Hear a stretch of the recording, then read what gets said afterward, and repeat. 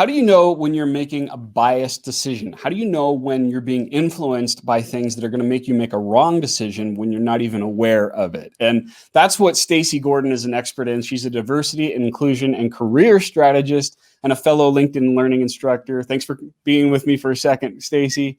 Thank you, Dave. So what is unconscious bias, and what's one little thing we can do to reduce it in our day? Yeah, unconscious bias, it's a big one, right? So it is a way for us to quickly categorize other people without thinking, and it's a shortcut that our brains take. And one particularly pervasive form of bias is confirmation bias.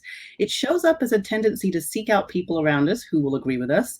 We usually look for people who will back up what we say, confirm our predictions or our fears, or we identify traits in a person that will confirm the picture we've already created in our mind. So picture, new employee comes in, you find out he used to attend a fraternity in college. And so if you have the idea that fraternity guys are more concerned about partying than work, the first time that employee, yep, exactly. And so the first time that employee comes to work late or doesn't meet a deadline, you go, yep, I knew it, party guy, lazy, slacker. But you ignored all the other days that he came to work on time, met deadlines, or went above and beyond in his job. Yeah, that's a great principle. And I think we all do it. I see people with, they're wearing a sport team jersey or something like that, right? So if I'm aware of it, what's one little thing that I can do to stop it? Well, we have got to stop and think. So you've got to ask yourself, what story have I constructed in my mind, and do the facts really add up?